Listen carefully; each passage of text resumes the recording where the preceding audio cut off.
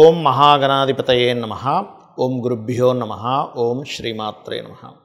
పరమేశ్వర స్వరూపమైనటువంటి జ్యోతిష, వాస్తు మరియు ఇతర అనేకమైనటువంటి శాస్త్రములను మనకు అందించినటువంటి మహర్షులకి నమస్కారం. హయగ్రీవ హయగ్రీవ హయగ్రీవేతియో వధేత్తస్య నిస్సరతే వాణి జహ్నుకన్యా ప్రవాహవత్. అరుణాం కరుణాతరంగితాక్షీం ధృతపాశాంకుశపుష్పభానచాపాం అనిమాదిభిరావృతాం మయూకైః అహమిత్యేవ విభావయే భవానీం. శ్రీమాత్రే నమః.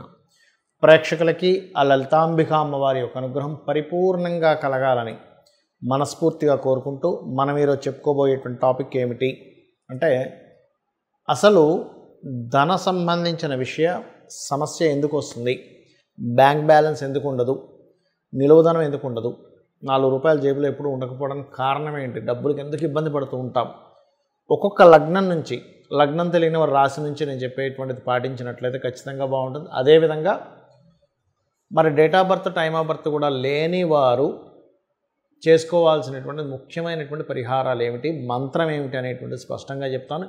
ఇవి పాటించినట్లయితే ఖచ్చితంగా ఇవి పాటించిన రోజు నుంచి స్లోగా రోజులు నెలలు గడుస్తున్నా కొద్దీ 100% మీకు ధనాభివృద్ధి కలుగుతుంది. ఇది గుర్తుపెట్టుకోండి. అదేవిధంగా వాస్తుపరంగా కూడా తీసుకోవాల్సిన జాగ్రత్తలు కూడా చెప్తాను. వృశ్చిక లగ్నము, వృశ్చిక రాశి. వృశ్చిక లగ్నం వారికి ఉన్నటువంటి మెయిన్ స్ట్రెంత్ ఏమిటి అంటే, వీళ్ళకి కాంపిటీషన్ స్పిరిట్ ఎక్కువగా ఉంటుంది. కాంపిటేటివ్గా ఎలాగైనా సక్సెస్ అవ్వాలనేటువంటి భావన ఎక్కువగా ఉంటుంది. అయితే ఈ ధన అధిపతి ఎవరైతే ఉన్నారో, ధన పంచమ అధిపతి గురువు ఎవరైతే ఉన్నారో, ఈ గురువు ఉన్నటువంటి స్థితి ఏ రకంగా ఉంది ఏమిటి అని చూసుకున్నట్లయితే, పర్టికులర్గా Jupiter 5th lord 2nd lord అయినందుకు ఈ గురువుతో పాటు మీకు బుధుడు కూడా బాగున్నాడంటే వృశ్చిక లగ్నం వారికి ఆకస్మిక ధనయోగాన్ని ఇస్తాడు. అందులో ముఖ్యంగా షేర్ మార్కెట్లో ఇస్తాడు డబ్బులు. ఏది ఈ రెండూ బాగుండి మీకు విపరీత రాజయోగం కానీ నీచభంగ రాజయోగం కానీ ఒకటి కలగాలి. అవి బాగోలేవు. నీచభంగ విపరీత రాజయోగాలు కూడా ఒకటి కూడా లేదు. అస్సలు షేర్ మార్కెట్ జోలికి వెళ్ళకూడదు అనేటువంటిది మీరు గుర్తుపెట్టుకోండి. అలాగే ఇక్కడ ఆలోచన, మీ నిర్ణయాలు, ఫైనాన్స్ విషయంలో మీరు తీసుకునే నిర్ణయాలు ఎక్కువ ప్రభావితం చేస్తూ ఉంటాయి. అప్పుకి కారకుడైనటువంటి కుజుడు కనుక పాడయ్యాడు, ప్రాబ్లం వస్తుంది. ఎందుకంటే లగ్న షష్టమాధిపతి అంటే కుజుడు పాడయ్యాడంటే మీరు ఎక్కువ అప్పులు చేయడానికి వీల్లేదు. అప్పులే మిమ్మల్ని ఇబ్బందిస్తాయి.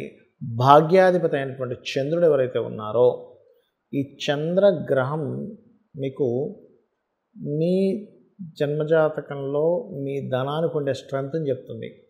అంటే మీ ధనం యొక్క ఆయుష్యం చెప్తుంది, మీ ధనం యొక్క స్థితిని చెప్తుంది చంద్రుడు. అంటే ఏంటి, మనస్సు సంబంధించిన దానివల్ల మీకు డబ్బులు వస్తూ ఉంటాయి. అంటే మనసును స్థిమితంగా పెట్టుకోవడం వల్ల, మెడిటేషన్ చేయడం వల్ల మీకు ధనం నిలబడుతుంది అనమాట సర్వసాధారణంగా. మరి గవర్నమెంట్ జాబ్స్ ద్వారా, ఎందుకంటే దశమాధిపతి రవి అయ్యాడు కాబట్టి గవర్నమెంట్ కాంట్రాక్ట్స్, గవర్నమెంట్ జాబ్స్ ద్వారా, గవర్నమెంట్ లేదా మెడికల్ ద్వారా, వీటి ద్వారా డబ్బులు వస్తాయి మీకంటే. సన్ బాగుండే ఆ మహాదశలు నడుస్తూ దానికి ధనాధిపత్యం, ధన సంబంధించిన కారకుడు కూడా మీకు రవితో కలిశాడంటే అప్పుడు మీరు హాస్పిటల్స్, ఆరోగ్యము, మెడికల్ రిలేటెడ్ వాటి రూపంలో వెళ్ళొచ్చు. లేదా రాజకీయ సంబంధించిన కాంట్రాక్ట్స్, అంటే గవర్నమెంట్ కాంట్రాక్ట్స్, రాజకీయ మూలంగా ఏదైనా కొంతవరకు సపోర్ట్ లభించడం, ఇటువంటివి లభిస్తాయి. అయితే ఇక్కడ ఇన్వెస్ట్మెంట్స్ చేస్తున్నామండి. కొంతమంది ఏం చేస్తారంటే, మనీ అనేది ఎప్పుడూ మనం ఉద్యోగం చేయడము, వ్యాపారం చేయడమే కాకుండా ఇన్వెస్ట్మెంట్స్ ద్వారా కూడా డబ్బులు వస్తూ ఉంటాయి. సో ఇన్వెస్ట్మెంట్స్ కారకుడైనటువంటి శుక్రుడు గనక మీ జన్మజాతకంలో పాడయ్యాడు అనుకుంటే అప్పుడు మీరు ఇన్వెస్ట్మెంట్స్ రూపంలో డబ్బులు ఎక్స్పెక్ట్ చేయకూడదు. ఇన్వెస్ట్మెంట్స్ రూపంలో డబ్బులు వచ్చే యోగం కాదని మీరు అర్థం చేసుకోవాలి. మరి లేదంటే నేను చేసేసాను ఆల్రెడీ ఇన్వెస్ట్మెంట్స్ కానీ నాకు ఇప్పుడు రావట్లేదు అంటే లక్ష్మీ గణపతి ఆరాధన చేయండి, అనే విధాలు బాగుంటుంది. ప్లస్ దీంతోపాటు ఓం దత్తాత్రేయాయ నమః చేసుకోండి, అనే విధాలు బాగుంటుంది. ఇక్కడ వాస్తుపరంగా కూడా తీసుకోవాల్సినటువంటి జాగ్రత్త ఏమిటి చూసుకున్నట్లయితే, వాస్తులో ఉత్తరే నిధి సంస్థితం అన్నారు. ఉత్తరంలో పొరపాటును కూడా టాయిలెట్స్ ఉండకుండా చూసుకోండి. ఇది కూడా మెయిన్గా మీకు ఫైనాన్స్ లేకపోవడానికి కారణం. బ్యాంకులో డబ్బులు ఉండట్లేదు అంటే వాయువ్యంలో ఏదైనా దోషం ఉంటుంది. అంటే వాయువ్యం తగ్గడం పెరగడం ఉంటుంది. అంటే కొన్నిసార్లు వాయువ్యంలో కూడా టాయిలెట్స్ అవి ఉంటాయి. అది కూడా మెయిన్ కారణం అవుతుంది. మానసిక స్థితి సరిగ్గా లేకపోతుంది దానివల్ల.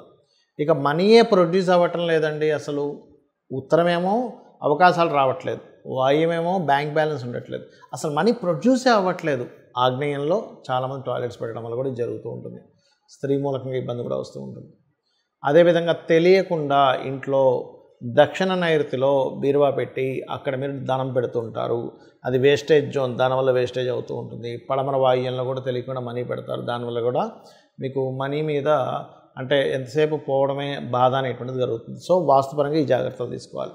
ఇక మరొక విషయం ఏంటంటే, ఇక్కడ నాకు జన్మజాతకం లేదు, ఏమీ లేదు, కానీ విపరీతమైనటువంటి ధన ఇబ్బంది పడుతున్నాను అనుకునేటువంటి వారు, ఒకటి ఓం ధనాధ్యక్ష ధర్మాధ్యక్ష ధనధాన్య వివర్ధనీయ నమః, ఒకటి ఓం సంపత్కరీ సమారూఢ సింధుర వ్రజసేవితాయే నమః, ఈ రెండు చేసుకోవచ్చు.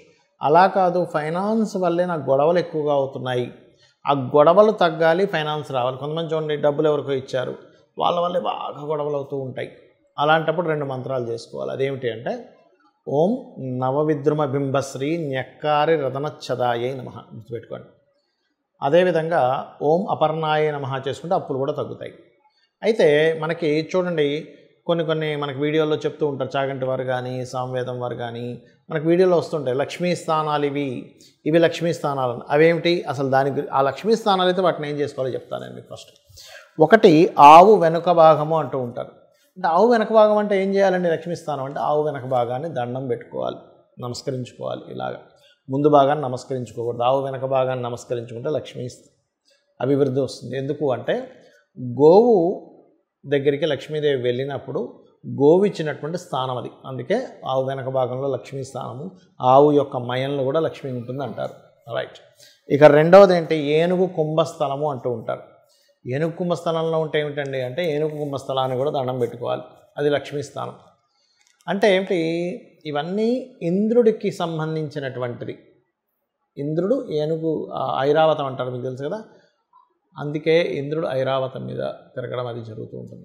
అదేవిధంగా మారేడు దళం, మరి మారేడు దళం అంటారు కదండి, లక్ష్మీ స్థానం అంటుంటారు కదా, మారేడు దళంలో ఉంటుంది అంటారు కదా. ఏం చేయాలి అంటే, మారేడు దళంతో ఈశ్వరుణ్ణి కనుక పూజించినట్లయితే లక్ష్మీ సిద్ధిస్తుంది. వెంటనే ఏమంటారంటే చాలామంది, ఏమండి మాకు తెలిసిన వాళ్ళు చాలామంది చేస్తున్నారు, కానీ వాళ్ళు ఏం పెద్దగా కోటీశ్వరులు అవ్వలేదండి అని వెంటనే చెప్తూ ఉంటారు. కానీ ఇక్కడ ఏమిటంటే, లక్ష్మి అంటే కేవలం నోట్ల కట్టలు మాత్రమే కాదు అనే విషయాన్ని మనం అర్థం చేసుకోవాలి. సంతాన లక్ష్మి, మంచి సంతానం ఉంటే అది లక్ష్మి, సౌభాగ్యలక్ష్మి, ధనలక్ష్మి, ధాన్యలక్ష్మి, విద్యాలక్ష్మి. అంటే ఏమిటి? మీకు ఒక మంచి విద్య ఉంది, అది కూడా లక్ష్మే. మంచి ధాన్యం ఉంది, లక్ష్మియే. ఆరోగ్యం ఉంది, అది కూడా లక్ష్మియే. అసలు లక్ష్మి అంటే అర్థం ఏమిటంటే గుర్తింపు. మీలో ఉన్నటువంటి టాలెంట్ మీరు గుర్తించి దాన్ని అభివృద్ధి చేసుకుంటే అదే లక్ష్మి. గుర్తుపెట్టుకోండి, మనలో ఉన్న టాలెంట్ మనం ఫస్ట్ గుర్తించాలి. లక్ష్మి నా రూపంలో ఏ రూపంలో ఉంది నా దగ్గర, ఆ రూపాన్ని గుర్తించడమే లక్ష్మి. రైట్. అదేవిధంగా పద్మంలో లక్ష్మి ఉంటుందంటారంటే ఏం చేస్తారు అంటే, పద్మాలతో లక్ష్మీదేవిని అష్టోత్తరం చేస్తూ పూజిస్తే లక్ష్మీ అభివృద్ధి. పద్మాలతో హోమం కూడా చేస్తారు. పద్మముకు ఉన్నటువంటి స్థితి ఏమిటి మనం అర్థం చేసుకోవాలి. ఎందుకు పద్మానికి? పద్మం వాటర్లో ఉంటుంది, బయటికి చక్కగా విచ్చుకొని ఉంటుంది. కిందని చూస్తే, దాని కాడ కింద చూస్తే మొత్తం అక్కడంతా నాచు బురద ఉంటుంది. అంటే ఏమిటి? ఇక్కడ మనం అర్థం చేసుకోవాల్సింది ఏమిటి? నువ్వు నీ చుట్టూ ఉండేటువంటి పరిసరాలన్నీ ఎలాగున్నా సరే నీ యొక్క బుద్ధిని వికసించుకున్నట్లయితే, ఇది వికసించుకోవడం ఇలా వికసించుకొని ఉంటుంది. నువ్వు ఎక్కడున్నా సరే నీ బుద్ధి వికసించుకున్నట్లయితే లక్ష్మి వచ్చి అక్కడ కూర్చుంటుంది అని దాని అర్థం పద్మం అనేటువంటిది. అలాగే ఐదవది శ్రీ పాపిట అంటూ ఉంటారు. అంటే ఈ భాగం లలితా సహస్రనామాల్లో ఒక నామం ఉంటుంది, శృతి సీమంత సింధూరి అనేటువంటి ఒక నామం ఉంటుంది. అంటే ఏమిటి? అమ్మవారి యొక్క సంబంధించిన లలితా సహస్రనామాల్లో అమ్మవారి పాదధూలికి సంబంధించిన ఈ పాపిటికి సంబంధించిన నామం అది. అంటే ఇక్కడ మనకి లలితా సహస్రనామాల్లో మరో నామం కూడా ఉంటుంది, సహస్రారాంబుజారూఢ సుధా సారాభివర్షిణి అని. అంటే ఏమిటి? సహస్రారంలో కూర్చొని అమ్మవారు సుధాసార వర్షాన్ని కురిపిస్తుంది. అంటే ఇక్కడ ఉన్నటువంటి అమ్మవారు ఇక్కడ ఉందంటే దాని పాదాలు ఎక్కడ ఉంటాయి? ఇక్కడ ఉంటాయి. అందుకని అక్కడ మనం స్త్రీలు సింధూరం పెడుతూ ఉంటారు. సింధూరం ధరించడం ద్వారా లక్ష్మీ అభివృద్ధి అవుతుంది అంటూ ఉంటారు. ఏమిటండి దానికి? ఏమిటండి లక్ష్మీ అభివృద్ధి అవ్వడము అంటే, లక్ష్మి అంటే ఆరోగ్యం అని కూడా మనం చెప్పుకున్నాం. మనము మన చుట్టూ ఉన్న ఆరాతో లోపల ఉండేటువంటి నాడి ఏదైతే ఉంటుందో నాళ్ళు ఉంటాయి, దాని ద్వారా కూడా లక్ష్మీ సంబంధం ఉంటుంది. ఎట్లాగా మనకి హెల్త్ బాగాలేదు, లక్ష్మి పోయింది. ఆరోగ్యమే కదండి అన్నిటికంటే ముఖ్యం. ఎంత డబ్బున్నా హెల్త్ బాగాలేదు అనుకోండి ఏమంటారు, డబ్బులు లేకపోయినా పర్లేదు కానీ ఆరోగ్యం బాగుండాలని అంటాం. ఈ సుధాసార వర్షాన్ని ఎప్పుడైతే ఆవిడ కురిపిస్తుందో 72,000 నాడులు తడుస్తున్నాయో మన ఆరోగ్యము, మన సౌభాగ్యం అన్నీ కూడా ఆవిడ అనుగ్రహంతో నిండుతున్నాయన్నమాట. దానికి ఆవిడ కృతజ్ఞతగా ఇక్కడ పెడతాము. ఇక్కడ ఎప్పుడైతే ప్రెస్ చేస్తుంటారో కొన్ని మనకి సనాతన ధర్మంలో ఏంటంటే ఇది తాడే అంటారు, ఇక్కడ ఆజ్ఞాచక్రం ఉంటుందంటారు. అలాగే ఇక్కడ సహస్రారం సంబంధించినటువంటిది ఉంటుంది. కాబట్టి ఇక్కడ ఇలా ఎప్పుడైతే సింధూరంతో చేస్తుంటామో ఇలాగా స్త్రీలకి ప్రత్యేకంగా పాపిట మధ్యలో అది గొప్ప యోగంగా మారుతుంది.